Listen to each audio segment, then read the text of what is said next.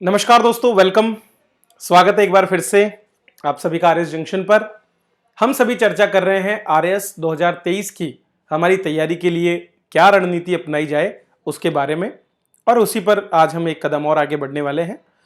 पिछला जो हमारा वीडियो था इस सीरीज का, उसमें हम सभी ने बात की थी आरएस के लिए स्ट्रेटेजी और हमारी जो बुक लिस्ट क्या होनी चाहिए। तो सिलेबस को देखते हुए हमने वो सारा कवर अप करने का कोशिश किया था। दोस्तों, हमारे जो शास्त्र हैं या जिसको हम साहित्य कहते हैं हमारा प्राचीन, उसमें कुछ कलाओं का वर्णन दिया गया और ऐसा कहा गया है कि लगभग 64 तरह की कलाएं जो है उस समय लोगों को सिखाई जाती थी हमारे गुरुकुलों में।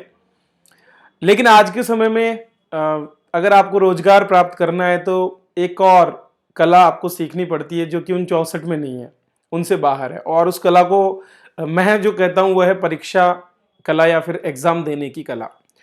जी हाँ दोस्तों, परीक्षा में अपीयर होना, ठीक है, और उसको उत्तीर्ण करना भी अपने आप में एक कला है। ये कोई एक छोटा मोटा कार्य नहीं है कि आप केवल बहुत सारा पढ़कर ही एग्जाम को क्लियर कर सकते हैं। दरअसल एग्जाम देना अपने आप में एक स्ट्रेटेजी का काम होता है। इसके लिए आपको एक एक सोच विकसित करनी होती है अपने मन में कि किस तरह से आपको अपने परीक्षा के वो जो अनमोल 3 घंटे हैं उनमें प्रदर्शन करना होता है।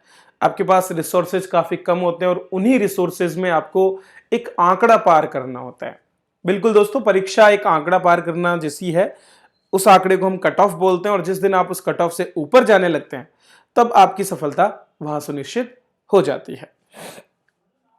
आरएस प्रीलिम्स भी अपने आप में एक एग्जाम है और इसको भी पास करना एक कला है, क्योंकि जो एग्जाम्स हमारे पास हैं वो अलग अलग तरह के हैं। अब जैसे अगर हम नेट की बात करें, नेशनल एलिजिबिलिटी टेस्ट, या रीट का एक जो एग्जाम हमारे यहाँ पर टीचर्स के लिए एलिजिबिलिटी के लिए होता है, तो उनकी ये खासियत है कि उनमें नेगेटिव मार्किंग्स नहीं होती है। तो वहां पर आपको मैक्सिमम क्वेश्चंस अटेम्प्ट करने हैं, मतलब अगर 100 क्वेश्चन है तो पूरे 100 अटेम्प्ट करने हैं। और वहां पर एक बिल्कुल ग्राउंड प्लेइंग लेवल होता है, मतलब सब बराबर लेवल पर है। आपकी नॉलेज वहां पर काम करती है, कितना आपको आता है और उस हिसाब से आप पास हो जाते हैं। लेकिन जब बात आरएएस जैसे एग्जाम की आती है या यूपीएससी के जो एग्जाम्स हैं या ऐसे सभी एग्जाम जिनमें आपके नेगेटिव मार्किंग होती है, ठीक है, तो नेगेटिव मार्किंग वाले जितने भी एग्जाम्स हैं उनमें समस्या होती है कि किन प्रश्नों को किया जाए और किन को नहीं किया जाए। तो यह भी तय करना कि हम इन प्रश्नों को करें और इनको छोड़ें ताकि हम एक एग्जैक्ट फिगर तक पहुंच जाए। जैसा कि मैंने आपको पिछले वीडियो में बताया था, आरएस परीक्षा के लिए वो फिगर है 61 to 65। मतलब दिए गए जो आपके 150 प्रश्न हैं जो कि आपको 180 मिनट में पूरे करने होते हैं, उन प्रश्नों को करने के लिए जरूरी है कि आप एटलीस्ट उनमें से 61 से 65 प्रश्न फाइनली सही करें। आपके गलत प्रश्नों को हटाने के बाद में, उनके मार्क्स हटाने के बाद आपके एटलीस्ट 61 से 65 प्रश्न अगर बच जाते हैं तो इसका मतलब है कि आप इसकी कट ऑफ को कवर अप कर सकते हैं। तो हम हमेशा ऊपर वाले आंकड़े को लेके चलेंगे कि मतलब हम कम से कम 65 प्रश्न हमारे फाइनली क्लियर कर लें, 65 प्रश्न हमारे सही हो जाएं, और उसी के अनुरूप आपको मेहनत भी करनी है।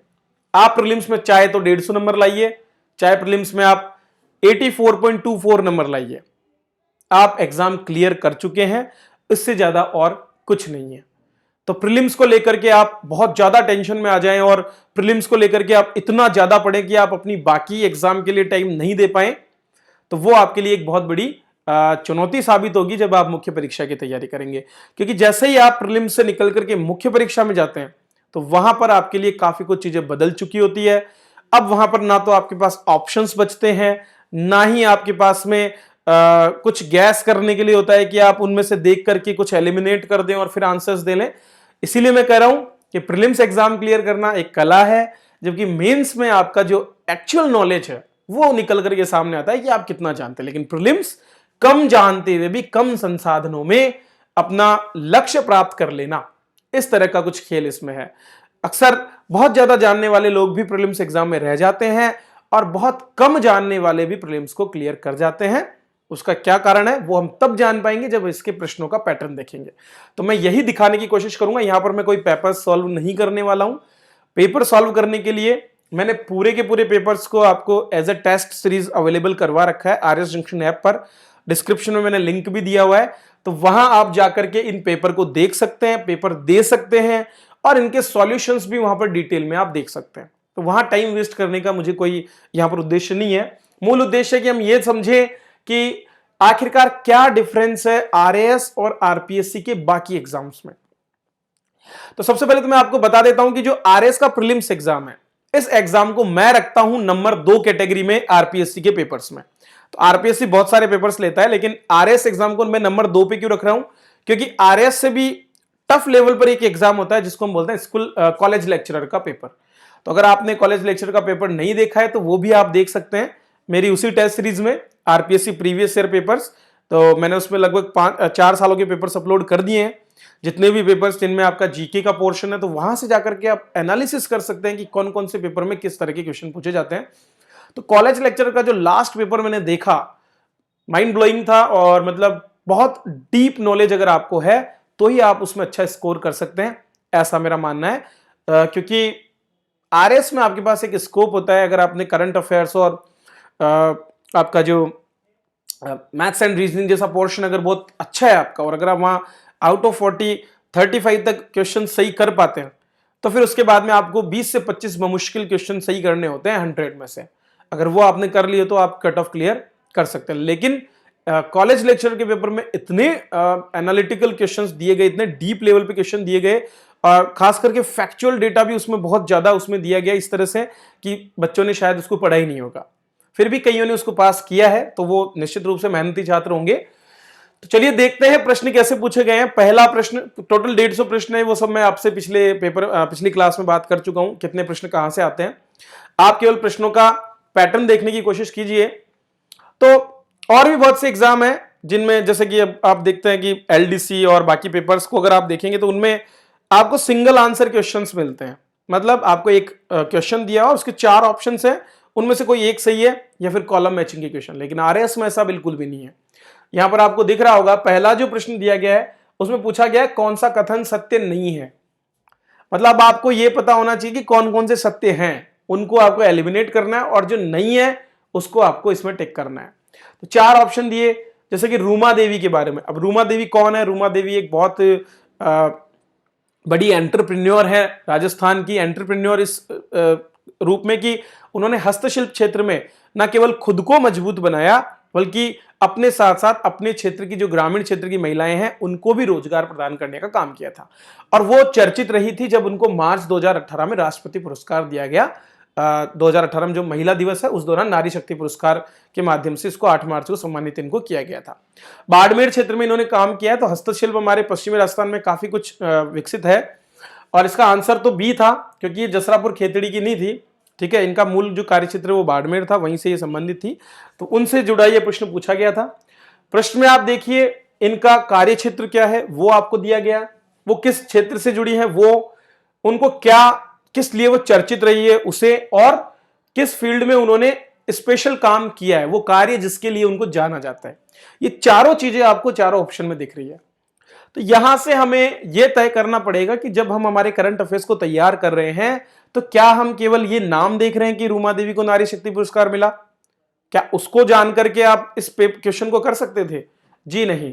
इसके लिए चाहिए था कि आप उसके जो भी इंपॉर्टेंट पॉइंट्स हैं वो आपने फिगर आउट किए हो, और उन इंपॉर्टेंट पॉइंट्स को आपने टाइमली रिवीजन भी कर लिया हो। तो जिस भी छात्र ने इस रूमा देवी के बारे में पूरा डिटेल में टॉपिक टू टॉपिक पढ़ा होगा और एक अपने नोट्स तैयार रखे होंगे, वही छात्र जो है इस प्रश्न को कर सकते थे। क्लियर है? अगला जो प्रश्न पूछा गया वो राजस्थान के आर्ट एंड कल्चर का था। बखना जी, संत दास जी, जगन्नाथ दास और माधो दास नामक संतों का संबंध किस संप्रदाय से था? तो देखिए यहां पर कोई डायरेक्ट किसी संप्रदाय के बारे में नहीं पूछा, उनके मुखिया के बारे में नहीं पूछा, बल्कि फिर से थोड़ा गहराई में उतरते हुए संतों के नाम दिए गए हैं और उन संतों का संबंध किस संप्रदाय से है वो पूछ लिया गया है। तो ये बहुत कंफ्यूजिंग भी है, क्योंकि आप देखते हैं कि एक जैसे नाम ही आपको बहुत मिलते हैं। जैसे कि अगर हम राजस्थान के आर्ट में चित्रकला की बात करते हैं तो वहां पर जो चित्रकारों के नाम है वो हमको हमेशा कंफ्यूज करते हैं। लेकिन यहां पर चार नाम देने से हमें एक फायदा ये हो गया कि अगर हम इनमें से एक को भी जानते हैं कि यार बखना जी जो है ये दादू पंथ के, हमको अगर ये पता है तो हम डेफिनेटली इस प्रश्न को कर सकते हैं। तो यहां पर भी आपको और डीप में उतरना पड़ेगा। अगर आप लोग संप्रदाय, हमारे संत और संप्रदायों के बारे में और जो लोग देवता हैं उनके बारे में अगर आप पढ़ रहे हैं तो उनके बारे में आपको फिर से थोड़ा डीप में जाना पड़ेगा, तभी जाकर के आप इस तरह के प्रश्नों को कर पाएंगे।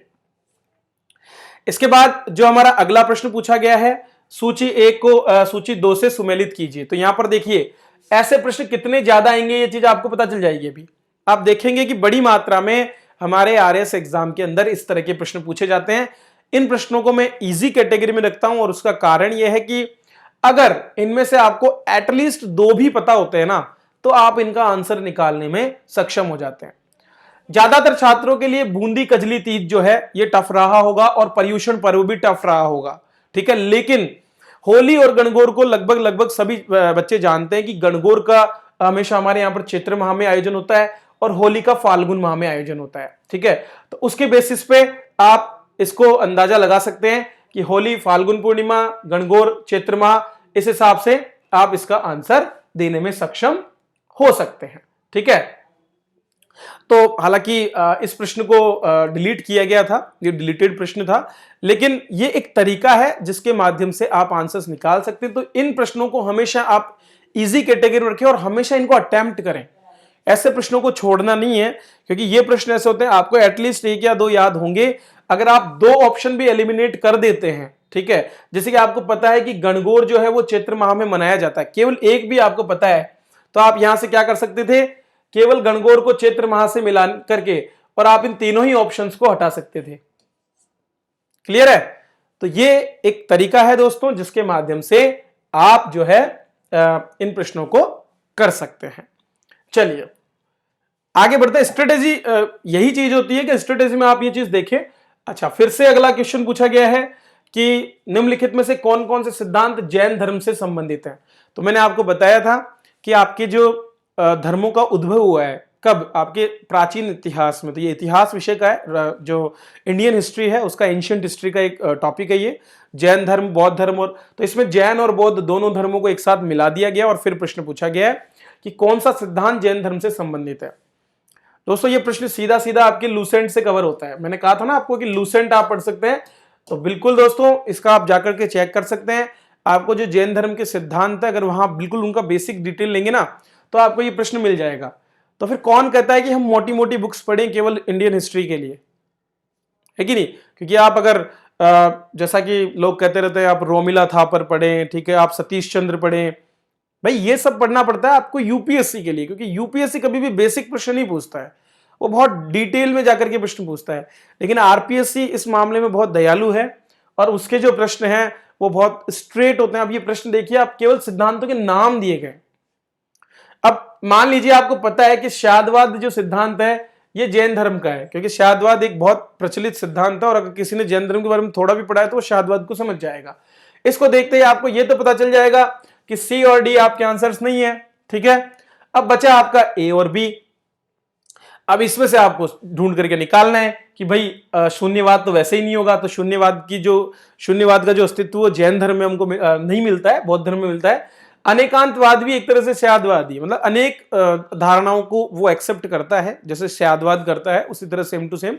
तो इस तरह से आप इसको निकाल सकते हैं। तो ये प्रश्नों को देख करके आप ये तो समझ रहे होंगे कि ये प्रश्न दिखने में कठिन होते हैं, इस तरह के प्रश्न, लेकिन अगर आपने थोड़ा सा भी प्रयास किया तो इन प्रश्नों को आप आसानी से, क्योंकि अगर आपने 2 हटा दिए और अगर 2 ऑप्शन बचे तो इनमें से अगर आप तुक्का भी मारते हैं तो आपके पास 50% चांस होता है कि आप क्वेश्चन को सही कर देंगे, ठीक है। तो इस तरह से आप इसमें आगे बढ़े। फिर आ गया प्रश्न आपका, राजस्थान के रीति रिवाज में आणो क्या है। अब ये प्रश्न होते हैं जहां पर हमको समझदारी लेनी पड़ती है, धैर्य से काम लेना पड़ता है और इन प्रश्नों को छोड़ना पड़ता है अगर नहीं आता है, क्योंकि ये बिल्कुल किसी टर्म से रिलेटेड प्रश्न है। अब आणो अगर आप जानते हैं तो ही आप जो है कर पाएंगे। अगर आपको इस आणो शब्द का मतलब पता है, इस आणो शब्द का आपने कभी पढ़ा है या आपके आसपास के रीति रिवाज, क्योंकि पश्चिमी राजस्थान में आणो बहुत प्रचलित है, ठीक है। तो दुल्हन के परिवार द्वारा वर की बारात का डेरा देखने जाना, आणो मतलब आ रही है, जब बारात आती है तो उस समय जब उसको आणो को वो देखने जाते हैं तो उसी को एक तरह से आणो रीति रिवाज के रूप में देखा जाता है। तो अब हर कोई इसको नहीं कर पाएगा। मान लीजिए कोई भरतपुर क्षेत्र का है, वो तो बेचारा समझ ही नहीं पाएगा इसका मतलब क्या है। तो इस तरह के प्रश्नों को अगर हम ड्रॉप करते हैं तो ये हमारी समझदारी होती है, ना कि मूर्खता। तो दोस्तों छोड़ना भी सीखना पड़ेगा, हमको ड्रॉप करना सीखना पड़ेगा। जितने क्वेश्चंस को आप छोड़ना सीखेंगे उतने ही आप अपने मार्क्स को कम होने से बचा पाएंगे। ठीक है, जैसा कि मैंने आपको कहा हमारा टारगेट है 65 क्वेश्चंस, हम अपर लिमिट लेकर चल रहे हैं। 61 तक भी काम हो जाएगा, लेकिन 65 तक अगर हम कर लेते हैं तो हम सेफ जोन में। अगर हम सेफ जोन में आ जाते हैं तो फिर उससे ज्यादा और क्या चाहिए। फिर अगला प्रश्न क्वेश्चन संख्या 6। ठीक है, इसमें आपको कुछ षड्यंत्र केस दिए गए हैं और उनसे जुड़े हुए जो भी हमारे क्रांतिकारी रहे हैं उनके बारे में आपको प्रश्न किया गया है। तो दोस्तों ये भी आप जो है प्रश्न देख सकते हैं कहां से पूछा गया है। मैं फिर कहूंगा इसका आपको लूसेंट में मिल जाएगा। ठीक है, इसीलिए मैंने कहा था, मैंने आपको जब सोर्सेस बताए थे तो मैंने बड़ी बड़ी बुक्स के नाम क्यों नहीं लिए। मैं आपको इस पेपर के माध्यम से बता दूंगा कि आपको कौन कौन से प्रश्न कहां कहां से पूछे गए। इतना तो अनुभव मुझे हो चुका है पिछले कुछ एग्जाम से। तो ये देख सकते हैं आप पूरे के पूरे केस, आप चाहे तो लूसेंट किसी के पास हो तो अभी खोल करके भी उसे देख सकते हैं। ठीक है, आपको पूरा डिटेल इससे जुड़ा हुआ मिल जाएगा। तो 4 केस है आपके, कौन कौन सा कब हुआ उसके हिसाब से आप इनको मैच करेंगे तो आपके पास आंसर आ जाएगा।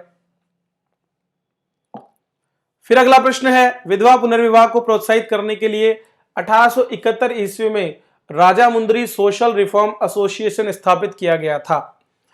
तो हमेशा हमारे यहाँ पर जो हमारे धर्म सुधार आंदोलन या जो पुनर्जागरण से जुड़े आंदोलन है उनसे प्रश्न आता ही आता है, हर पेपर में आपको मिलेगा। इवन यूपीएससी में मिलता है, आरपीएससी में, आरएस में तो मिलता ही मिलता है। तो ये प्रश्न भी कुछ ऐसा है जो दक्षिण भारत के जो हमारे सुधारक हैं, समाज सुधारक, उनसे जुड़ा हुआ ये प्रश्न था। तो अगर आपको एग्जैक्ट आता है तो ही आप ऐसे प्रश्न को कर सकते हैं। इसकी डिटेल भी आपको लूसेंट जैसी पुस्तक में मिल जाएगी। ठीक है, तो मैं ये नहीं कर रहा हूं कि केवल आप एक लूसेंट को ही पढ़ें। ठीक है, उसके अलावा भी आप पढ़ सकते हैं, जैसे मैंने एनसीईआरटी आपको प्रेफर की थी, लेकिन जो समराइज वे में अगर आपको डेटा मिलता है तो वहां मिल जाता है। तो आपका बेस अगर आपको तैयार करना है तो बेस आप आराम से वहां से तैयार कर सकते हैं। इंडियन इंस्टीट्यूट ऑफ साइंस की स्थापना बेंगलुरु में कब व किसके प्रयासों से की गई।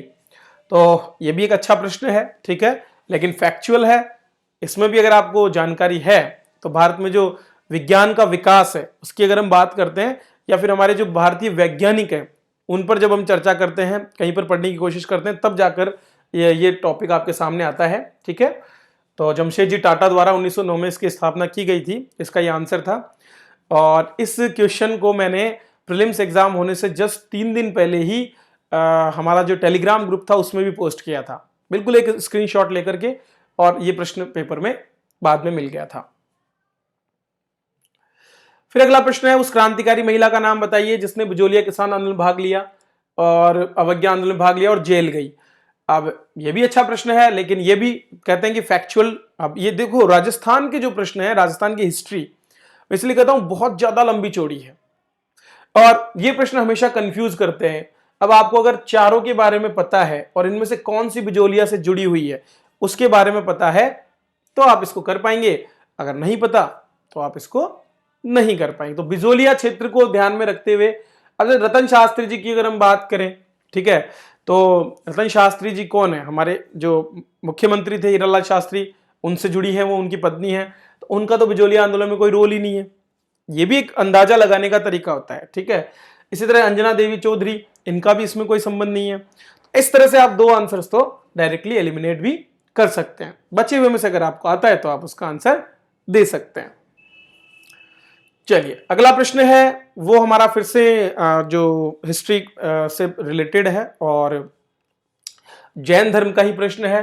तो इसमें तीर्थंकर और उनसे जुड़े हुए जो उनके चिन्ह हैं उन पर प्रश्न पूछा गया है। इनकी पूरी टेबल आपको लूसेंट जैसी पुस्तकों में मिल जाती है। तो बताइए क्या कहीं डीप जाने की जरूरत है। कॉलम मैचिंग क्वेश्चन, अगर आपने 2 भी मैच कर दिए तो आराम से आप इस प्रश्न को सही कर सकते हैं। जैसे कईयों को ये तो पता ही होगा कि महावीर जो हैं उनका जो चिन्ह है उसको किस रूप में देखा जाता है, सिंह के रूप में देखा जाता है। तो आप अगर सी में 2 लेते हैं तो आपके ए और सी डायरेक्टली एलिमिनेट हो जाते हैं। फिर उनमें से अगर आपको एक भी आता है तो आप आराम से आंसर निकाल सकते हैं। क्वेश्चन 11 एक फैक्चुअल क्वेश्चन है, वही राजस्थान की हिस्ट्री। तो राजस्थान की हिस्ट्री तो आपको पढ़नी पड़ेगी। जितने ज्यादा फैक्ट्स आप देखेंगे और उससे भी ज्यादा जितने ज्यादा आप क्वेश्चंस की प्रैक्टिस करेंगे, ठीक है, तो वहां से वो फैक्ट्स धीरे धीरे आपके क्लियर होते जाएंगे। तो ये तो पूरा का पूरा, इनमें क्या है कि ना केवल राजाओं का इतिहास आपको देखना पड़ेगा बल्कि जो रानियां हैं उनका भी इतिहास आपको देखना पड़ेगा, क्योंकि बहुत से वैवाहिक संबंधों से जुड़े हुए प्रश्न भी हमारे यहाँ पर आरपीएससी पूछता है। तो उसी स्तर का ये प्रश्न है। और मेरी तो मैं खुद कहता हूं कि मेरी राजस्थान की हिस्ट्री काफी कमजोर है, क्योंकि फैक्ट ऐसे हैं कि उनको आप याद नहीं कर सकते हैं, ना तो उनको किसी चीज से आप रिलेट कर सकते हैं। ठीक है, चलिए अगला है, मौर्यकालीन मूर्तियों में मणिभद्र नाम से अंकित मूर्ति किस स्थान से प्राप्त हुई है? तो मौर्यकालीन जो हमारी कला है उससे जुड़े चित्रों में यक्ष यक्षिणी की मूर्ति बहुत ज्यादा प्रसिद्ध है, जैसे कि बेस नगर से प्राप्त हमारी यक्षिणी की मूर्ति है। इसी तरह से जो परखम है वहां से भी हमको एक यक्ष की मूर्ति मिली है। तो मणिभद्र एक यक्ष है, तो यक्ष एक तरह के देवताओं का ही रूप था। ठीक है, और इनकी काफी वर्णन हमको प्राचीन टेक्स्ट में मिलते हैं। तो उन्हीं की मूर्तियां बनाना शुरू हुई थी, उन्हीं में से एक यक्ष था जो कि हमें कहां से मिला था? परखम से। तो उसी पर यह प्रश्न आपको पूछा गया है। भारत छोड़ो आंदोलन के दौरान कलकत्ता बरुआ नामक एक कन्या ने जनता का एक जूस निकाला, ठीक है, और जुलूस निकाला और पुलिस की परवाह नहीं करते हुए थाने में घुसने का प्रयास किया। यह घटना कहां की है? फिर से आपके इंडियन हिस्ट्री से जुड़ा हुआ प्रश्न है और एग्जैक्ट आपको सिंगल आंसर्स दिए हुए हैं। अगर आपको आता है तो ही आप कर सकते हैं, नहीं तो ऐसे प्रश्नों को भी हमें एलिमिनेट करना चाहिए, इसको छोड़ना चाहिए, स्किप करना चाहिए, ताकि हम अपनी माइनस मार्किंग से बचे। तो फर्स्ट राउंड आप इस तरह से करते चलें अपना जब भी पेपर करें। अब जब भी आप अगली बार पेपर देते हैं तो इस चीज का ध्यान रखते हुए कि आप जिन क्वेश्चंस में 100% श्योर हैं उनको एक अलग साइन दे दें। आप 3 तरह के साइंस चूज कर सकते हैं प्रश्नों में। जैसे कि मान लीजिए आपने एक गोले का साउंड जो है साइन चूज कर लिया, तो गोले का साइन का चूज करने का मतलब हो गया कि आपने उस क्वेश्चन को ड्रॉप कर दिया कि नहीं मैं इस क्वेश्चन को बिल्कुल नहीं करूंगा। आपने किसी क्वेश्चन में बिल्कुल टिक का निशान लगा दिया क्वेश्चन के ऊपर, तो इसका मतलब कि आपने उस क्वेश्चन में श्योर है, उसको आप दोबारा नहीं देखेंगे। और कुछ डाउटफुल क्वेश्चन है उस पर आप कुछ भी, जैसे स्टार का आपने आंसर जो है साइन लगा दिया, या फिर आपने कुछ इस तरह का इन्फिनिटी का साइन लगा दिया, तो उससे आपको पता चल जाएगा कि इस क्वेश्चन को हमें रिमेनिंग टाइम में दोबारा से देख लेना है। तो अगर आप अपने टारगेट पे पहुंच चुके हैं तो फिर बाद में आपको बेवजह की मेहनत करने की जरूरत नहीं। जैसे मान लीजिए आपने अपने इन्हीं में जो है आपने अपना टारगेट जैसे 80 क्वेश्चंस का टारगेट जो है वो कवर कर लिया, आपको लगता है कि आपने 80 क्वेश्चन सही कर लिए, ठीक है, तो फिर आप इन प्रश्नों पर ध्यान दे सकते हैं और इनको छोड़ सकते हैं। इन प्रश्नों पर ध्यान देकर के, क्योंकि मान लीजिए आपको इनमें 2-2 का डाउट है कि नहीं 2 में से एक हो सकता है, इनको करते हैं और 20 क्वेश्चन और आप कर लेते हैं, कुल 100 क्वेश्चन अगर आप कर लेते हैं तो भी आप यहां पर सेफ जोन में होते हैं। तो ये तरीका होता है जिनसे आप पेपर्स को ट्राई कर सकते हैं। निम्नलिखित, क्योंकि मैं ऐसा इसलिए कर रहा हूं क्योंकि मैंने कई बार ऐसा अनुभव किया है कि जब हम डर के मारे कई ज्यादा क्वेश्चनों को छोड़ देते हैं तो वो भी हमारे लिए गलत हो जाता है।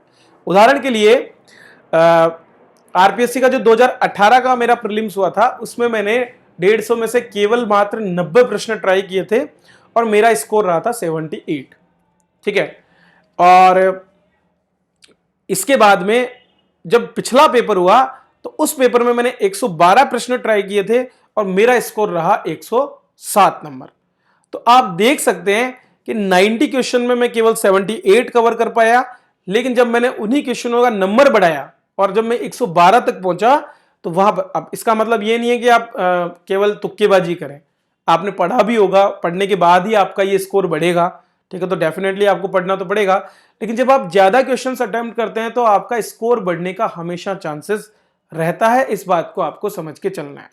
ठीक है, तो आपका जो रेशो है वो एटलीस्ट 85 to 90% के बीच में तो होना ही चाहिए। तो आप 150 में से लगभग 30 तक प्रश्न छोड़ें, 30 से 40 तक प्रश्न छोड़ सकते हैं अगर आपको नहीं आते हैं बिल्कुल भी और आपको बिल्कुल उन पर कोई अंदाजा नहीं है। लेकिन आपका जो हमेशा कोशिश कीजिए कि 150 में से एटलीस्ट आप 100 से ऊपर ही रहें। 100 से कम अगर आप रहते हैं तो आप अपना ही नुकसान करवा सकते हैं, क्योंकि हम जितना सोचते हैं कि हमने बिल्कुल सही किए हैं, ऐसा होता नहीं है। जब हम घर जाकर के चेक करते हैं तो हमारे किए हुए क्वेश्चंस में से भी काफी क्वेश्चंस जो है गलत निकलते हैं। लेकिन अगर हमने ज्यादा क्वेश्चन किए हैं तो हमेशा ये चांस रहता है कि हम अच्छे स्कोर कर सकते हैं। ये मेरा पर्सनल अनुभव है जो मैं आपको बता रहा हूं। अगला प्रश्न आपका पुस्तकों और उनके लेखकों से जुड़ा हुआ है।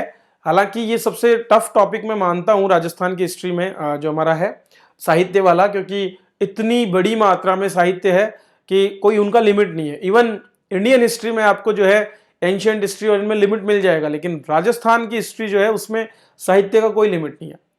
साहित्य को छोड़िए, आप अगर हम अभिलेखों की बात करें तो अभिलेखों की संख्या ही इतनी है कि आप उनको भी ढंग से याद नहीं कर सकते, और उनमें क्या क्या इवेंट्स दिए हुए हैं उनको याद करना तो और भी टफ हो जाता है। तो ये कुछ ऐसी चीजें हैं जिनको आप रेगुलर पढ़ते रहिए। अब इनमें से अगर आपको एग्जैक्ट पता चल जाता है कि हाँ केवल यही गलत है, क्योंकि आपको पता होना चाहिए कि बाकी 3 सही है, तभी आप कर सकते हैं। तो ये काफी फंसाने वाला क्वेश्चन है। फिर पूछा गया क्वेश्चन जो है वो कुछ शब्द हैं जिनका प्रयोग वेदों में किया गया है, ठीक है, एंशियंट टेक्स्ट में किया गया, और उनका वर्तमान नाम क्या है। अब जैसे कि यव को हम जो कहते हैं, तो सी को अगर आप 4 से मिला लेते हैं, ठीक है, तो आपका आंसर डी निकल करके आ जाता है सीधा ही, आपको बाकी पता भी हो नहीं हो। इक्षु हम गन्ने को बोलते हैं, ईख जो होती है, ई से ईख, उसी को इक्षु भी कहा जाता है, ठीक है। तो डी में 1 होता है, तो ऑटोमेटिकली डी आंसर आ जाता है। तो सारा नहीं, लेकिन यव यानी जो, ये तो कॉमनली सभी बच्चों को पता होता है, ठीक है। मुदग और व्रीहि तो चलो थोड़ा टफ हो सकता है, लेकिन यव जो है इसका प्रयोग काफी हमने पढ़ा भी है। तो अगर आपको एक आपने कवर अप कर लिया तो बाकी को आप यहां से कर सकते हैं। ये तरीका है। देखो दोस्तों, हर चीज एक पैटर्न में होती है। अगर आप पैटर्न सीख गए तो पैटर्न सीख करके आप प्रीलिम्स को आसानी से कर सकते हैं। अब प्रीलिम्स का डर जब तक आप नहीं निकालोगे ना, तब तक आप इसको क्लियर भी नहीं कर पाओगे। कई मेरे ऐसे स्टूडेंट थे जो लास्ट ईयर 1 या 2 नंबर से प्रीलिम्स में रह गए, तो वो कहते थे सर बहुत पढ़ा लेकिन फिर भी प्रीलिम्स नहीं निकला। उसका मेन रीजन हमारा डर होता है, हमारे डर की वजह से। और सबसे बड़ी चीज है, इस डर को दूर करने का तरीका है कि डर का सामना किया जाए। और डर किस चीज का है? परीक्षा देने का। तो बार बार परीक्षा दीजिए। आप जितना ज्यादा अटेम्प्ट करेंगे, जितना ज्यादा ट्राई करेंगे, उतना ही ज्यादा आपको जो है इनमें बेनिफिट मिलेगा। धीरे धीरे आपका कॉन्फिडेंस लेवल अप होता जाएगा। तो कोशिश यही करना है कि आप अपनी जो तैयारी अभी कर रहे हैं उसके साथ साथ आप अपना टेस्ट सीरीज देना शुरू कर दें। जहां से भी मिलती है आप टेस्ट सीरीज जरूर दें, और टेस्ट सीरीज स्टैंडर्ड होनी चाहिए, इसका ध्यान रखना। ये नहीं कि अब इन क्वेश्चंस का पैटर्न मैं क्यों बता रहा हूं आपको, इनको देख करके आपको पता चल रहा है ना कि क्वेश्चन कैसे आते हैं। क्वेश्चन बहुत ज्यादा टिपिकल नहीं आते जो आपका मॉरल डाउन कर दे, क्योंकि बड़े बड़े कोचिंग्स में कई बार क्या होता है कि बहुत ज्यादा टफ पेपर बना दिया जाता है ताकि आपके बहुत कम नंबर आए, लेकिन वो कम नंबर फिर आपका मॉरल जो है वो डाउन कर देते हैं कि नहीं यार मैं अच्छा स्कोर नहीं कर पा रहा हूं। तो आपको ऐसे भी नहीं देना, आपको कोशिश करनी है वो पेपर देने की जो आरपीएससी बनाता है। और इसीलिए मैंने आरपीएससी का जो प्रीवियस ईयर के पेपर्स की सीरीज बनाई है, अब उसमें मैं 40-45 पेपर अपलोड कर चुका हूं, 40 के करीब पेपर हमारे हो गए। तो आप किसी भी टेस्ट सीरीज को देंगे तो 40 पेपर तो आपको मिलेंगे नहीं, लेकिन यहां पर इस तरह से पेपर देके आपको अगर आपका स्कोर उस परसेंटेज में रह रहा है तो आपको यह पता चल जाएगा कि हाँ आप सही ट्रैक पे जा रहे हैं, और आपको उन प्रश्नों का भी अनुभव हो जाएगा जो आरपीएससी पूछती है। तो आप किसी भी कोचिंग का टेस्ट दे रहे हैं, अच्छी बात है, लेकिन ये ध्यान रखें कि वो टेस्ट जो है उस लेवल के हो जिस लेवल पर आरपीएससी प्रश्न पूछती है, वो भी आरएस एग्जाम में। फिर अगला प्रश्न बयाना दुर्ग से पूछा है, बयाना दुर्ग स्थित विष्णुवर्धन विजय स्तंभ किस काल का माना जाता है। यह भी फैक्चुअल प्रश्न है, बिल्कुल सिंगल एक आंसर वाला प्रश्न है, ठीक है। तो अगर आप बिल्कुल एग्जैक्ट जानते हैं तो ही आप ऐसे प्रश्नों को करें, नहीं तो आपको ऐसे प्रश्नों को छोड़ना ही पड़ेगा।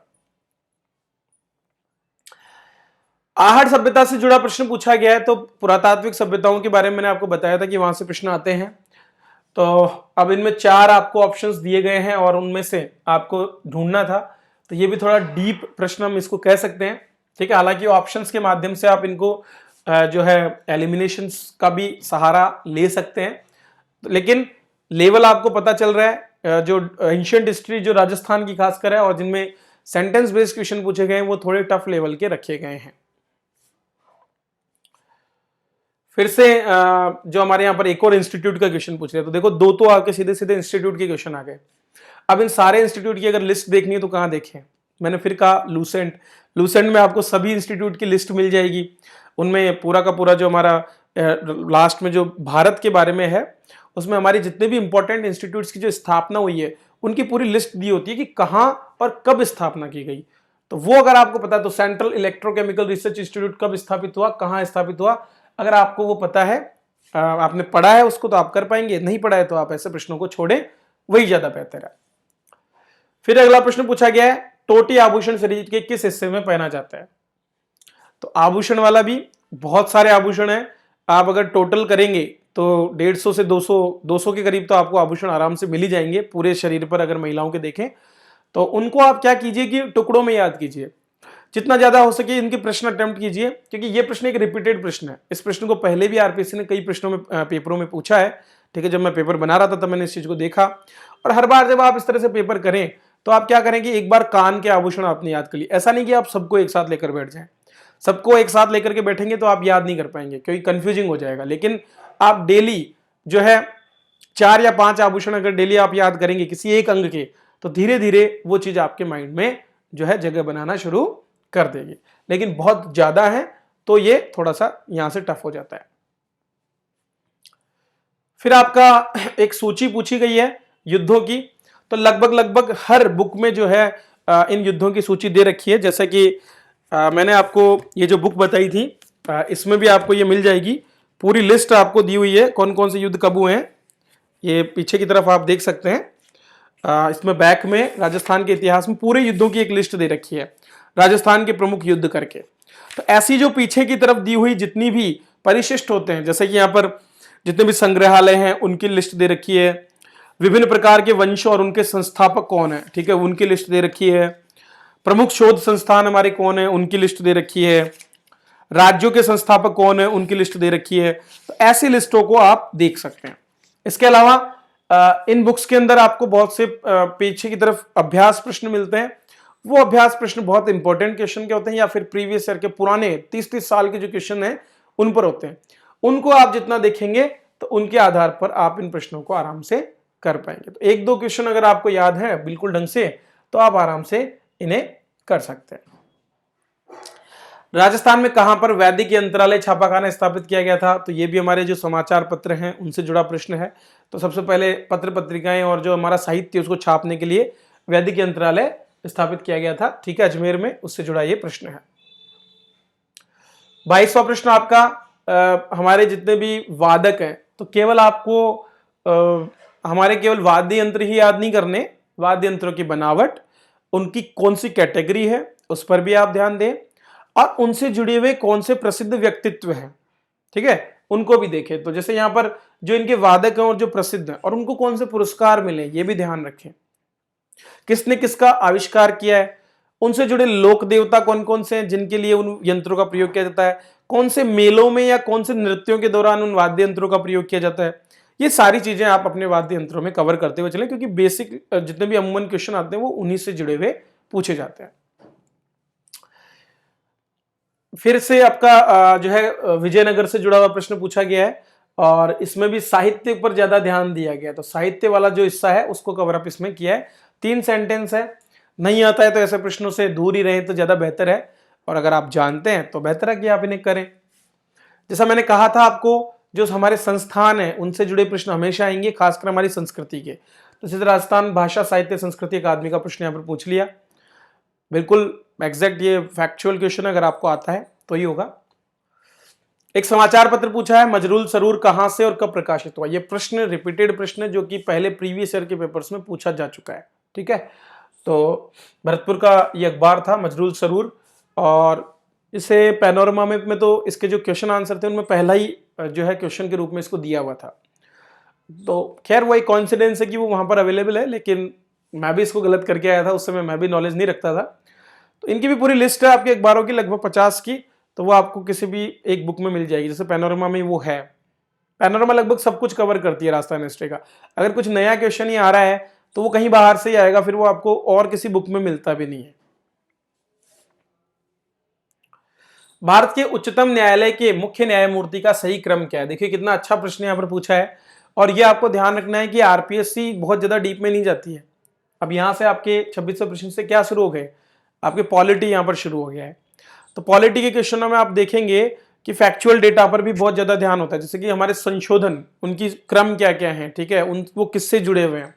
इसी तरह से हमारे जो भी संस्थान है उनमें कौन कौन पदों पे रह चुके हैं, बहुत से प्रश्न आपको दिखेंगे अभी, उन पदों पर कौन कौन। जैसे यहाँ पर आप देखो उच्चतम न्यायालय के न्यायमूर्तियों का क्रम, तो वैसे तो ये क्रम याद करना बहुत इजी नहीं है, बहुत टफ है, लेकिन फिर भी सरसरी निगाह से भी अगर आपने देखा हो तो आप इनको कर सकते हैं। पर मैं इसको एक टफ कैटेगरी के क्वेश्चन में रखूंगा, क्योंकि क्रम याद करना लगभग हमेशा हमारे लिए परेशानी का काम होता है। और अगर हम कुछ क्वेश्चनों को छोड़ते हैं तो उनसे कोई बहुत ज्यादा फर्क नहीं पड़ने वाला, लेकिन इनको याद करने में जो समय आपका व्यतीत होने वाला है बहुत ज्यादा है। फिर भी आप देखें, जैसे उच्चतम न्यायालय के हमारे लोकसभा के अध्यक्ष कौन है, हमारे राज्यसभा के जो सभापति हैं, जो हमारे उपराष्ट्रपति जिनको हम कह सकते हैं, उनका क्या क्रम है, ठीक है। उन सभी चीजों पर आपको अपने शॉर्ट नोट्स बनाने ही बनाने हैं। इसके बाद में जैसा कि मैंने आपको बताया था कि आपको जो है संविधान का जो मूल संविधान है उसको पढ़ना है। तो राज्य विधान परिषद के उत्साधन के लिए राज्य विधानसभा द्वारा संविधान के अनुच्छेद 169 के अंतर्गत संकल्प के बारे में कौन सा कथन सही है। ये प्रश्न बिल्कुल सीधा सीधा आपकी कॉन्स्टिट्यूशन ऑफ इंडिया का जो ओरिजिनल जो उसका फॉर्मेट है उसी में से दिया हुआ है, तो उनको पढ़ें, ना कि आप और कोई रेफरेंस बुक्स पे जाएं, क्योंकि इस तरह के प्रश्नों को आप डायरेक्टली वहां से कर सकते हैं। फिर अगला प्रश्न पूछा गया है कि राजस्थान विधानसभा की प्रक्रिया कार्य संचालन नियमों के अनुसार कौन से विभाग के प्राक्कलन समिति कै के नियंत्रणाधीन नहीं है। कहां मिलेगा ये प्रश्न? राज असेंबली की जो वेबसाइट है वहां पर, राजस्थान असेंबली की वेबसाइट पर आपको सभी जो हमारी अनुसूचियां हैं, ठीक है, सॉरी, जो हमारी समितियां हैं उनकी लिस्टें दे रखी है, और उन लिस्टों में कौन कौन से विभाग है वो भी दिए हुए हैं। तो 2 प्राक्कलन समितियां हमारे यहाँ पर, ठीक है, हमारे यहाँ पर कितनी प्राक्कलन समितियां हैं? 2, क और ख। तो उनमें कौन कौन से विभाग आते हैं उनकी डिटेल आपको यहां से मिल जाएगी। राजस्थान लोक सेवा आयोग अपने कार्यों का वार्षिक प्रतिवेदन प्रस्तुत करता है। हमेशा राज्यपाल को ही इस तरह के प्रतिवेदन प्रस्तुत किए जाते हैं, जो बाद में फिर उसको पटल पर रखता है विधानसभा के पे। तो ये राज्यपाल का है, लेकिन ये भी आपको स्ट्रेट मिल जाएगा आपके कॉन्स्टिट्यूशन में, कॉन्स्टिट्यूशन ऑफ इंडिया का जो ओरिजिनल एक्ट है वहां पर। तो उसको पढ़ना अभी से शुरू कर दे। राजस्थान नगरपालिका अधिनियम के प्रावधानों के अनुसार राज्य सरकार द्वारा नगर परिषद में कितने व्यक्ति नाम निर्दिष्ट किए जाते हैं। तो दोस्तों, ये राजस्थान नगरपालिका अधिनियम और पंचायती राज अधिनियम, ये दोनों आपको जो इनकी ओरिजिनल वेबसाइट्स हैं, जैसे कि स्वायत्त शासन विभाग की वेबसाइट पर नगरपालिका अधिनियम है, तो उनके जो भी इंपॉर्टेंट आपको लगते हैं, क्योंकि एक एक प्रश्न हमेशा यहां से आते हैं, ठीक है, जो भी इंपॉर्टेंट डेटा आपको मिलता है वो आप वहां से ले सकते हैं। पर छोड़ने लायक प्रश्न भी हम कह सकते हैं अगर आपको एग्जैक्ट फिगर याद नहीं है तो। नागरिक अधिकार पत्र के मूल तत्व में कौन सा सम्मिलित नहीं है। तो नागरिक अधिकार पत्र को लेकर के मैंने भी एक पूरा का पूरा नोट्स आपको दे रखा है आरएस जंक्शन वेबसाइट पर। तो अगर आप सर्च करेंगे आरएस जंक्शन के साथ नागरिक अधिकार पत्र, वहां डिटेल मिल जाएगी। और इसमें भी अगर आपको पूरा कंप्लीट पता है तो ही आप कर पाएंगे। तो इसका तो सीधा सीधा है कि अभिकरण के कार्यों के निरीक्षण का प्रावधान नहीं है। कोई भी नागरिक को आपको निरीक्षण करने का अधिकार नहीं दिया जाता है। निरीक्षण करने का अधिकार निरीक्षकों को होता है, जो डिपार्टमेंट होता है। बाकी तीनों काम आपको मिलते हैं कि आप सेवाओं का लाभ जो है उनको कैसे प्रचारित करना है, या फिर कौन कौन सी सेवाएं मिलती है, या फिर लोक अभिलेख आप कैसे प्राप्त कर सकते हैं, इन सब की जानकारी आपको नागरिक अधिकार पत्र में होती है। राजस्थान प्रशासनिक सेवा अधिकारी को पहली बार जिला कलेक्टर के रूप में पदस्थापना निम्नलिखित में से किस वर्ष में की गई थी। तो ये भी एक फैक्चुअल क्वेश्चन है, अगर आपका पढ़ा हुआ है तो ही कर पाओगे। और ऐसे प्रश्न अमूमन आते हैं जो कि मतलब बाउंसर की तरह जाते हैं, जिनको अब मुझे भी उस समय ऐसे प्रश्नों का कोई आइडिया ही नहीं था। तो ऐसे प्रश्नों को हम छोड़ें, स्किप करें तो बेहतर है, क्योंकि पूरा फैक्चुअल क्वेश्चन है। फैक्ट है, अगर फैक्ट पता है तो करोगे, नहीं पता तो नहीं करोगे। अब देखिए, जैसा मैंने कहा था आपको, मुख्यमंत्री बहुत इंपॉर्टेंट है, राज्यपाल बहुत इंपॉर्टेंट है हमारे, और विधानसभा अध्यक्ष बहुत इंपॉर्टेंट है, नेता प्रतिपक्ष बहुत इंपॉर्टेंट है। इनकी जो लिस्ट है लिमिटेड है, ये ज्यादा नहीं है, लगभग 33-34 नाम आपको मिलेंगे, लेकिन उनका जीवन में घटित बहुत महत्वपूर्ण घटनाएं, ठीक है, और वो कहां कहां किन किन पदों पर रहे, ये आपको ध्यान होना चाहिए।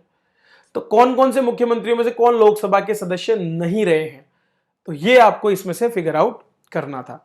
अब वही बात आ गई, अगर आपने इनको पढ़ा है, बहुत लिमिटेड है दोस्तों, लेकिन प्रश्न को कंफर्म कर रहा है कि यहां से प्रश्न आएंगे।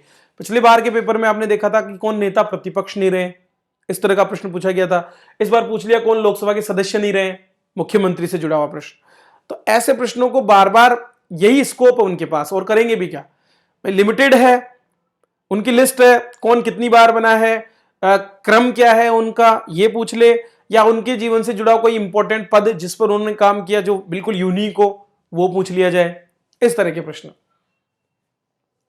तो इसमें आपको 4 ऑप्शन दिए, 4 में से आपको ढूंढना था। तो अगर कंफर्म पता है तो ही कर पाएंगे, नहीं तो नहीं कर पाएंगे। कौन राजस्थान राज्य मानव अधिकार आयोग के अध्यक्ष पद पर नियुक्ति हेतु अधिकृत है, ठीक है, किसको बनाया जा सकता है मानव अधिकार आयोग का अध्यक्ष। तो याद रखिए कि मानव अधिकार आयोग में आपको बहुत ज्यादा कानूनी पचड़ों की जानकारी होनी चाहिए, और ये काम केवल कौन कर सकते हैं, हमारे उच्च न्यायालय के न्यायाधीश, ठीक है। तो उच्च न्यायालय का जो मुख्य न्यायाधीश है उसी को बनाया जा सकता है। इस तरह से इसका आंसर था। देखो पंचायती राज अधिनियम भी आ गया ना। पंचायती राज अधिनियम की किस धारा को संशोधित करके ग्राम सेवक के स्थान पर ग्राम विकास अधिकारी को प्रतिस्थापित किया गया? तो ये थोड़ा करंट का भी प्रश्न है और साथ का साथ पंचायती राज अधिनियम का भी है। तो देखो नगर पालिका अधिनियम से एक प्रश्न और पंचायती राज अधिनियम से एक प्रश्न। तो कई सोच रहे होंगे सर अधिनियम को पढ़े या नहीं पढ़े, तो इनके समराइज नोट्स भी आपको मिल जाएंगे। आप अगर इंटरनेट छानेंगे तो मिल जाएंगे, नहीं तो अपने खुद के नोट्स भी आप तैयार कर सकते हैं ताकि कुछ मिस ना हो। फिर आपका क्वेश्चन 36 नियंत्रक महालेखा परीक्षक का प्रश्न है। तो नियंत्रक महालेखा परीक्षक का कर्तव्य न केवल व्यय की वैधता अपितु औचित्य भी सुनिश्चित करना है, उसे वित्तीय प्रशासन क्षेत्र में संविधान और संसद के कानूनों को बनाए रखना है। तो इसका पूरा का पूरा वही कॉन्स्टिट्यूशन ऑफ इंडिया ओरिजिनल, वहां पर इसके बारे में पूरी जानकारी दी हुई है आपके अनुच्छेद 148 से लेकर के और 151 तक। तो उन चारों अनुच्छेदों से आप इसको आंसर को कर सकते हैं। संविधान निर्माण को लेकर के ये प्रश्न पूछा गया है। तो जो हमारा संविधान निर्माण हुआ है उसकी कुछ समितियां हैं और ये एक रिपीटेड प्रश्न है, कई बार पूछा गया है, कई परीक्षाओं में पूछा गया है और कॉमन है, मतलब ये इस पर प्रश्न आता ही आता है। तो यहां पर ये इस बार फिर से 37वां प्रश्न आपको पूछा गया। लोकायुक्त पर प्रश्न पूछा है, उसका जो दायरा है, ठीक है, उससे जुड़ा प्रश्न पूछा गया है। उसका क्षेत्राधिकार क्या है वो प्रश्न पूछा गया है, ठीक है। तो लोकायुक्त पर भी मैंने आपको नोट्स अवेलेबल करा रखे हैं। आप चाहें तो लोकायुक्त की जो ओरिजिनल वेबसाइट है वहां से भी इसका पूरा का पूरा डेटा देख सकते हैं। राजस्थान लोकायुक्त जो है उसके क्या क्या कार्य हैं, वो किन किन पर उसकी अधिकारिता है, वो कहाँ कैसे काम कर सकता है, उसकी नियुक्ति कौन करता है, वहां से यह प्रश्न पूछा गया है। भारत के संविधान के अनुच्छेद 103 के तहत राष्ट्रपति लोकसभा सदस्य निरर्ता, देखो ये फिर बेयर एक्ट पूछ लिया आपका, जो बिल्कुल अनुच्छेद है सीओआई में, तो वहां से तो 103 और 102 में किस तरह के प्रावधान है उनसे जुड़ा प्रश्न ये है। न्यायिक नियुक्ति आयोग, तो ये एक्चुअल में संशोधन का प्रश्न है। संशोधन से 2 प्रश्न आपके हमेशा आते हैं। आरपीएससी हर साल कम से कम 2 प्रश्न आपकी जो संविधान संशोधन है उनसे जुड़े पूछता है, तो बहुत इंपॉर्टेंट है। 150 में से 2 प्रश्न आपके केवल संशोधन कवर कर रहे हैं, तो संशोधन को आप टाइमली देखते रहें, खास करके जो लेटेस्ट है। तो पिछले 10 संशोधनों में से तो आपको 1 या 2 क्वेश्चन मिलेंगे। यहां पर 2 प्रश्न आए थे, एक आपका न्यायिक नियुक्ति आयोग के संशोधन से आया, ठीक है, 99 संशोधन से, और दूसरा प्रश्न आपका आया था 105वें संशोधन से। मुख्यमंत्री चिरंजीवी स्वास्थ्य बीमा योजना की कौन सी विशेषता गलत है? तो ये तत्कालीन जो करंट योजना हमारी चल रही थी उसी से जुड़ा प्रश्न था, मुख्यमंत्री चिरंजीवी स्वास्थ्य बीमा योजना। तो उसमें जो बदलाव किए गए थे उन्हीं के आधार पर, क्योंकि 1 मई 2021 को योजना लॉन्च हुई, नई नई योजना थी। अगस्त में हमारा एग्जाम भी, सॉरी अक्टूबर में हमारा एग्जाम भी हुआ था। तो करंट का भी प्रश्न हम इसको कह सकते हैं। निर्वाचन आयोग से जुड़ा प्रश्न, बिल्कुल मैंने कहा था आपको कि निर्वाचन आयोग का जो मेन फ्रंट पेज आप देखोगे उसका इंफॉर्मेशन अबाउट अस जो होता है, तो उसकी वेबसाइट पे जाइए, वहां अबाउट अस में देखेंगे ये पूरी डिटेल दी हुई है।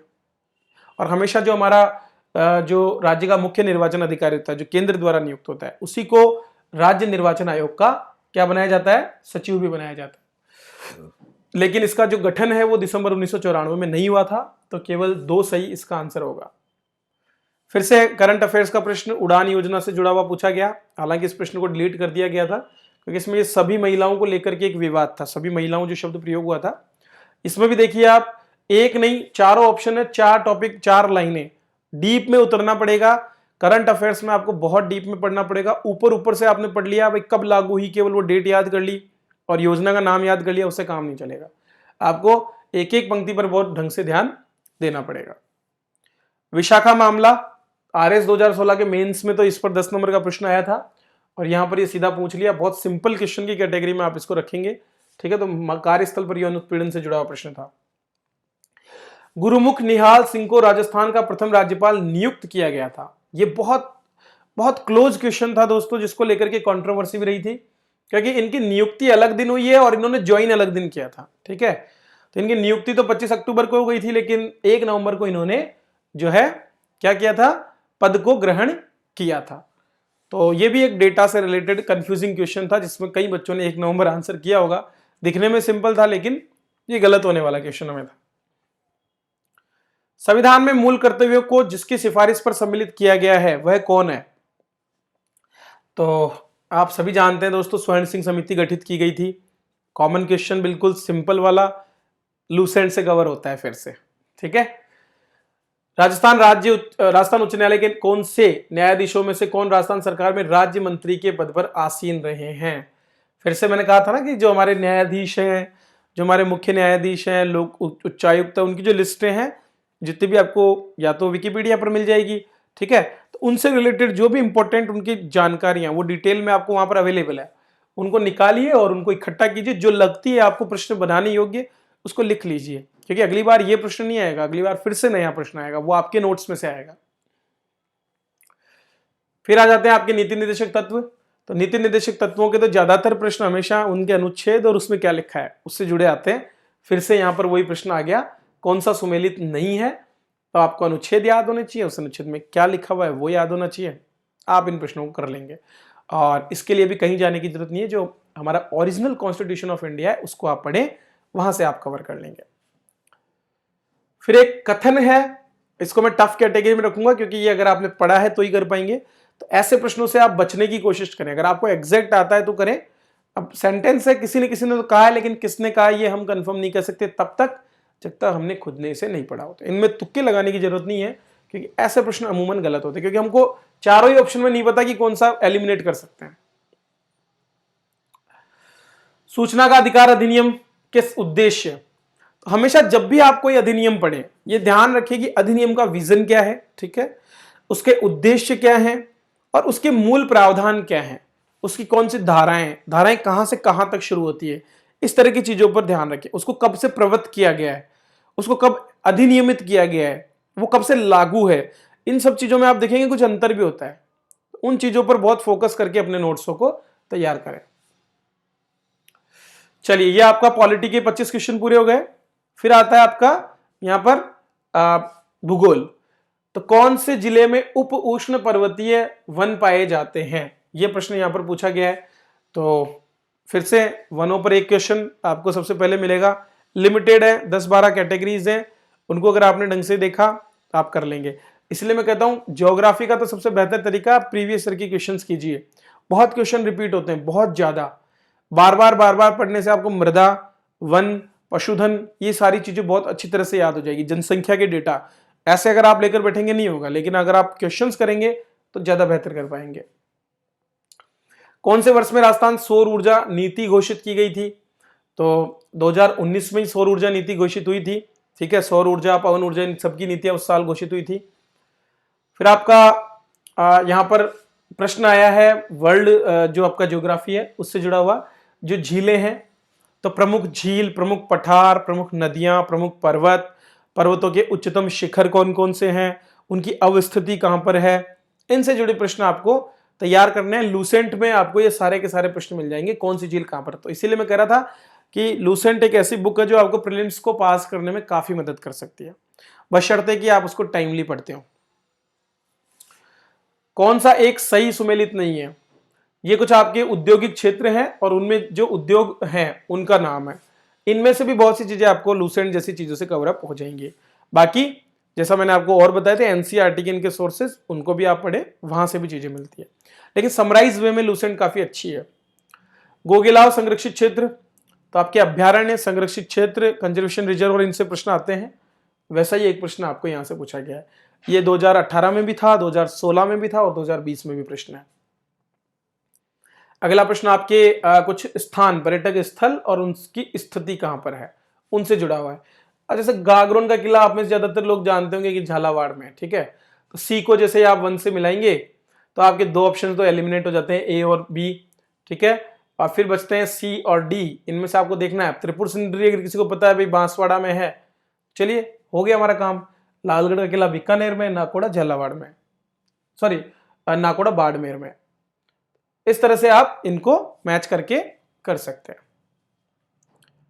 चलिए, अगला प्रश्न आपका नदी से जुड़ा पूछा है, ठीक है। तो कौन सी नदी है जो कुंभलगढ़ किले के निकट अरावली पहाड़ियों से निकलती है, मेवाड़ के मैदान से गुजरती है, बेड़ज, कोठारी, मोरेल इसकी सहायक नदियां हैं। आप सभी को दिख रहा होगा कि हमारे कुंभलगढ़ के पास खमनोर की पहाड़ियों से बनास नदी निकलती है, मेवाड़ के मैदान से गुजरती भी है, ठीक है, और बाद में बेड़ज और ये सारी नदियां इसमें मिलती हैं। कोपेन का जलवायु वर्गीकरण हर बार पूछा जाता है, इस बार भी पूछा गया है। ठीक है, बहुत अच्छे प्रश्न कोपेन को मैं मानता हूं, क्योंकि कोपेन ने 4 ही जलवायु वर्गीकरण किए हैं और इन 4 जलवायु वर्गीकरण पर अब तक आरपीएससी ने लगभग पिछले 10 सालों में ही 60 से 70 या 100 क्वेश्चन बना दिए होंगे। तो वो सारे के सारे आपको हमारी टेस्ट सीरीज में मिल जाएंगे, तो वहां से अगर आप इनको करोगे, ज्योग्राफी तो आपकी पूरी की पूरी टेस्ट सीरीज से ही पूरी हो जाएगी, क्योंकि क्या है, जगह, उससे रिलेटेड फैक्ट, जगह फैक्ट, जगह फैक्ट, यही सारा है। फिर मैंने सॉल्यूशंस में भी क्या है, आपको बहुत ज्यादा कोशिश की है कि हर, अब जैसे सीडब्ल्यूजी में कौन कौन से आते हैं, तो जब ये क्वेश्चन दिया मैंने, तो क्वेश्चन के नीचे मैंने उसके सॉल्यूशन बहुत डिटेल में दिया है, ताकि हर बार जब आप इस क्वेश्चन को करने के बाद पेपर का एनालिसिस करें, तो एनालिसिस करते टाइम आप इनको ढंग से पढ़ें, सॉल्यूशंस को। सॉल्यूशन अगर आपने पढ़ लिया तो आपको याद हो जाएगा, बार बार आप पेपर देंगे, बार बार सॉल्यूशन पढ़ेंगे, आपका 30 बार 40 बार रिवीजन हो जाएगा, तो फिर क्या चीज याद नहीं रहेगी, फिर रहेगी अपने आप। निम्न में से थार मरुस्थल के भाग हैं, ये हमारे भौतिक प्रदेश से जुड़ा प्रश्न आ गया, बिल्कुल सिंपल कैटेगरी है। तो ज्योग्राफी के प्रश्न को इतने टफ नहीं आते, बिल्कुल सिंपल सिंपल तरीके के प्रश्न इसमें पूछे गए हैं। डोडा बेटा चोटी कहां पर स्थित है, तो ये हमारा राष्ट्रीय स्तर का प्रश्न है, ये भी लूसेंट से सीधा सीधा कवर होता है। 2011 की जनगणना ग्रामीण और नगरीय लिंगानुपात किन किन जिलों में है, उनसे जुड़ा प्रश्न, हालांकि ये रद्द हुआ था प्रश्न, क्योंकि इसमें 2 ऑप्शंस में गड़बड़ थी। ठीक है, लेकिन अब तो ये बस ऊपर नीचे तो साक्षरता हो, चाहे लिंगानुपात हो, चाहे आपका बाल लिंगानुपात हो, दशकीय वृद्धि दर हो, जनसंख्या घनत्व हो, इनसे जुड़े 2 या 3 प्रश्न आपको मिलेंगे। तो यहां पर आप देखिए, एक प्रश्न ये आ गया, फिर उसके बाद में अनुसूचित जनजाति की जनसंख्या का द्वितीय स्थान पर सर्वाधिक प्रतिशत किसका है, वो पूछ लिया। तो 2 प्रश्न आपके सीधे सीधे आ गए। निम्न में से कौन से उत्तर दक्षिण गलियारे पर स्थित है, तो ये फिर से राष्ट्रीय स्तर का प्रश्न आ गया।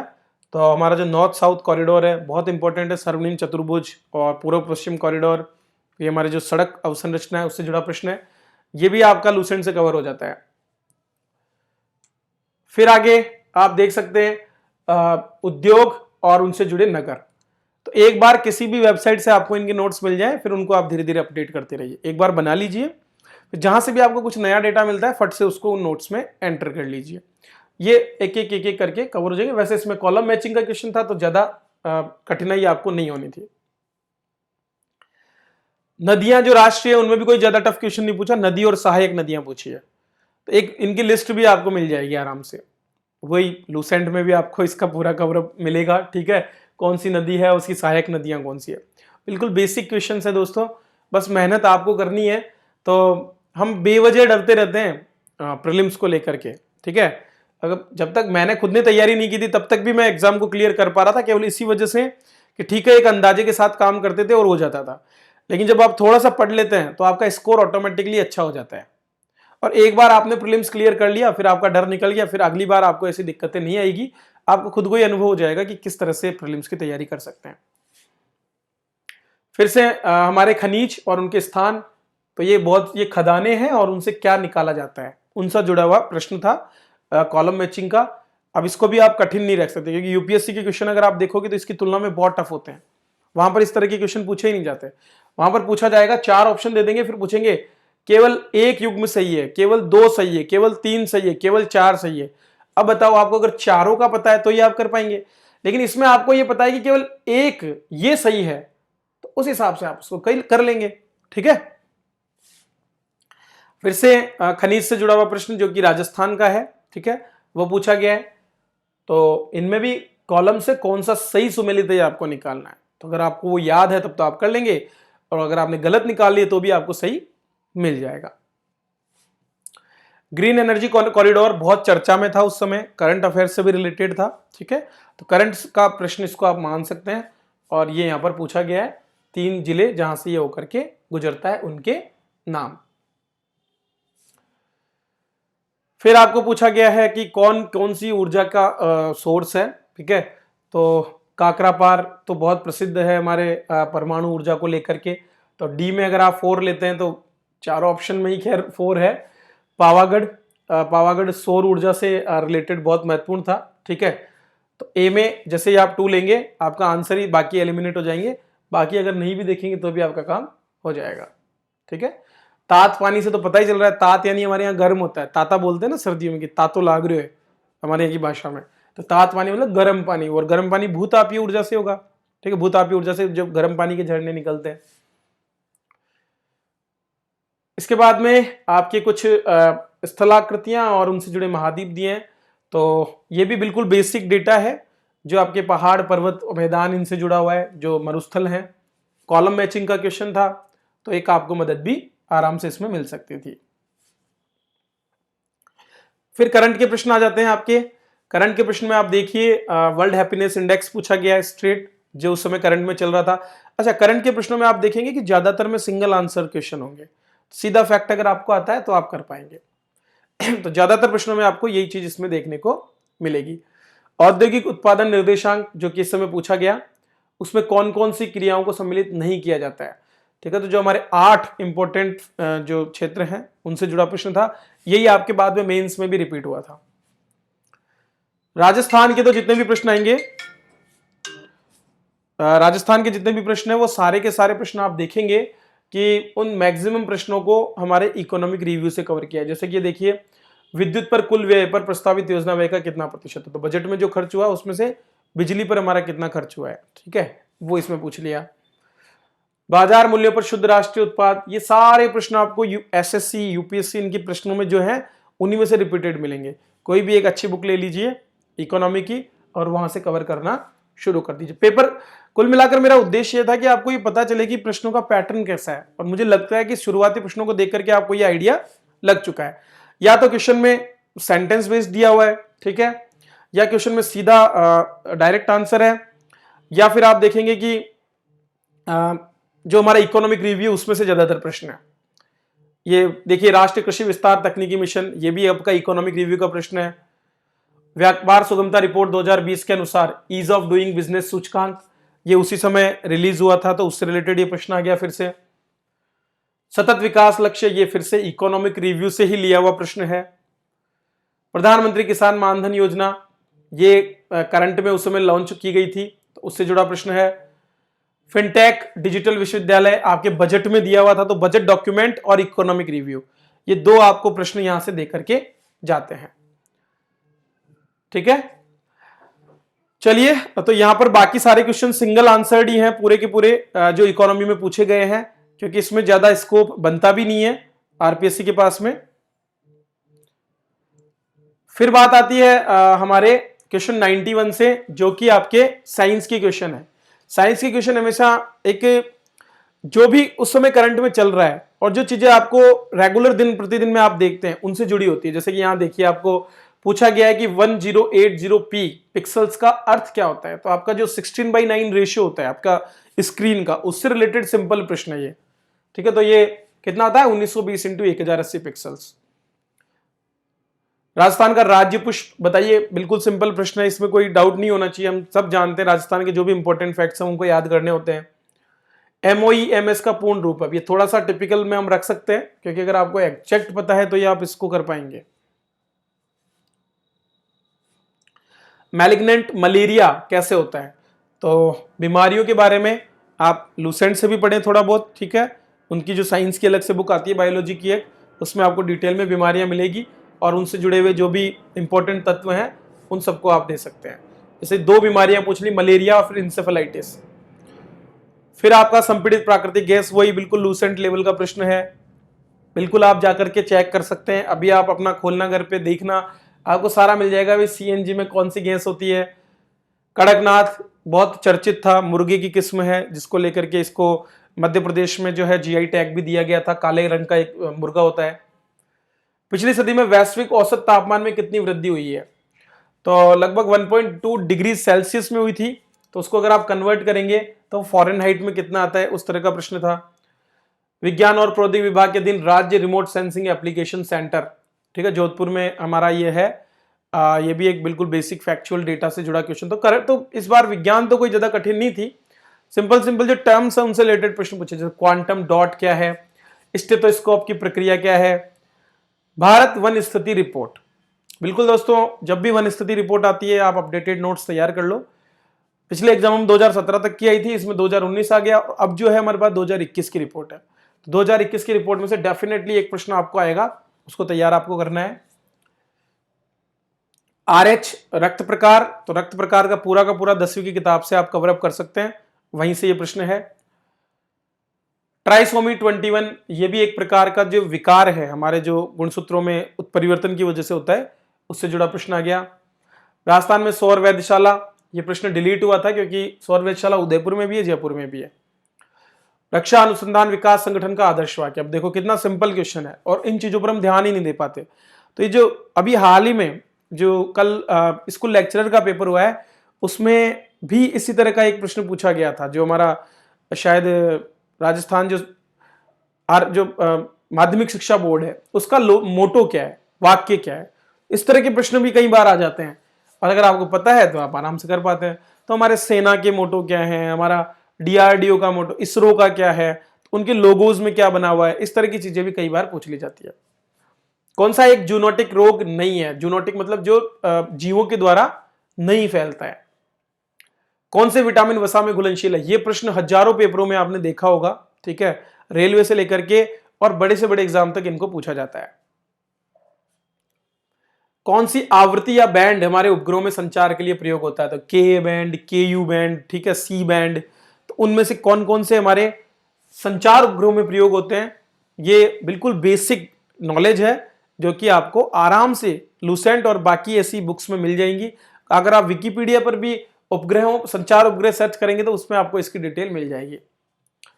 पिरामिड्स हमेशा पूछे जाते हैं, तो बायोमास का उल्टा पिरामिड किस पारिस्थितिकी तंत्र में पाया जा सकता है, मतलब कि ऐसा पिरामिड बायोमास का जहां पर नीचे बायोमास कम हो और ऊपर बायोमास आपको ज्यादा देखने को मिले, ठीक है।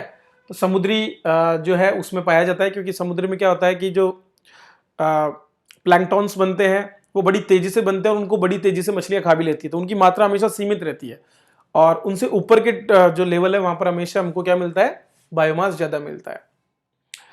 फिर आपके मैथ्स के क्वेश्चन आ गए हैं, एक पाई चार्ट आपको दिया गया है, उस पर आपके क्वेश्चंस हैं, ठीक है। कुछ चित्र दिए जाएंगे जिनमें आपको वर्ग ढूंढने पड़ेंगे, ये आपके पूरे मेंटल एबिलिटी से रिलेटेड क्वेश्चन आ गए, ठीक है। तो अगर आपका मेंटल एबिलिटी अच्छा है और आपने थोड़ी बहुत मैथ्स ढंग से पढ़ी है बचपन में, तो ये प्रश्न आपके लिए ज्यादा टफ नहीं होंगे, ठीक है।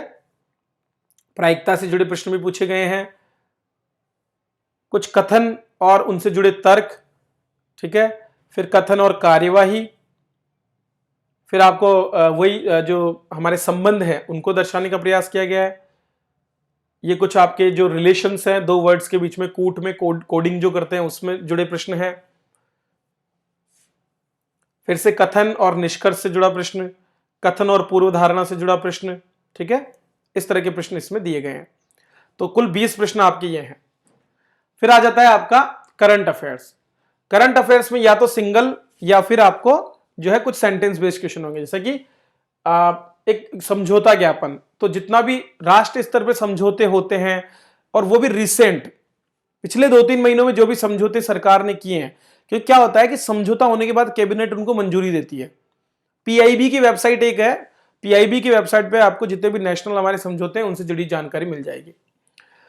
फिर हमारे खेल, तो जो भी उस समय नए खेल हुए होते हैं, जैसे अभी हमारा T20 वर्ल्ड कप अभी हाल ही में संपन्न हुआ है, उससे जुड़े हुए प्रश्न आपको पूछे जाएंगे। कॉमनवेल्थ गेम से जुड़े प्रश्न जो हैं वो आपके लिए इंपॉर्टेंट हो जाते हैं।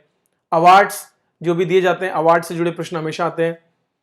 कोई भी रिपोर्ट्स में जिसको सम्मिलित किया जाता है वो, कोई पुस्तक जो नई आई है जो चर्चित है उस समय की, तो इनकी लिस्ट आपको SSC की और इनकी जो वेबसाइट्स है उन पर आप देखेंगे तो आपको उस साल की, पिछले साल की जितनी भी लिस्ट जो भी पब्लिश जो बुक्स होती है वो मिल जाएंगी, तो उनकी आप एक बार लिस्ट बना लें। राजस्थान की जो पुस्तकें जो होती है जिनको अकादमी पुरस्कार मिले हों, ठीक है, बिहारी पुरस्कार मिला हो, व्यास पुरस्कार दिया गया हो या साहित्य अकादमी पुरस्कार दिया गया, उनसे जुड़े प्रश्न आएंगे।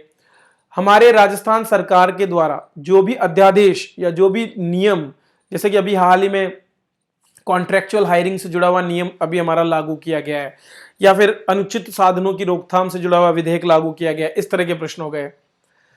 कुछ अंतरराष्ट्रीय स्तर की पहल, जैसे कि इसमें आपूर्ति श्रृंखला लचीलापन पहल से जुड़ा प्रश्न पूछ लिया। अब हाल ही में जैसे कि इंडो पैसिफिक इकोनॉमिक फ्रेमवर्क जो है उसको लागू किया गया, या फिर हम बोल सकते हैं कि एक क्वाड जो सेकंड क्वाड के रूप में अभी हाल ही में भारत, ऑस्ट्रेलिया, ठीक है, इनके बीच में, और सऊदी अरबिया, इनके बीच में किया गया। इस तरह के प्रश्न आपको पूछे जाएंगे। टोक्यो ओलंपिक पर फिर क्वेश्चन पूछ लिया, जैसे अभी भारत रत्न अभी कल ही दिए गए हैं, और भारत रत्न और अर्जुन अवार्ड, तो अर्जुन अवार्ड किन किन को मिले हैं इस बार। जैसे राजस्थान में राजस्थान रत्न पुरस्कार इस बार दिया गया है, गांधी सद्भावना पुरस्कार दिए गए। इस तरह के प्रश्न आपको पूछ लिए जाएंगे, ठीक है।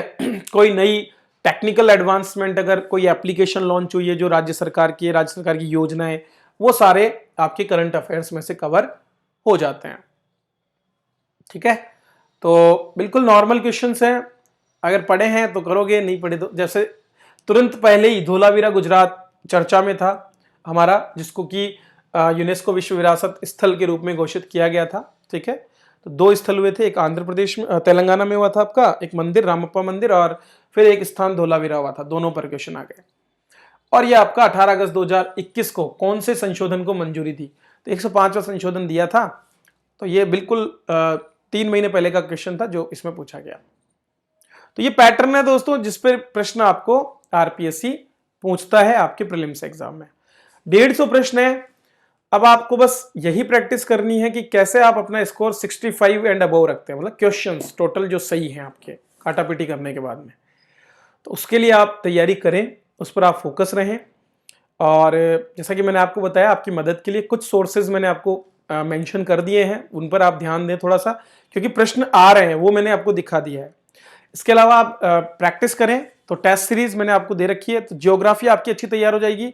राजस्थान जीके में जो इंपॉर्टेंट, जैसे कि एकीकरण और इनसे जुड़े प्रश्न हैं, वो आपके वहां से अच्छे कवर हो जाएंगे। और इंडियन हिस्ट्री से भी रिलेटेड जो अच्छे प्रश्न आ रहे हैं अभी, जिनसे प्रश्न बन रहे हैं, वो आपको वहां से कवर हो जाएंगे।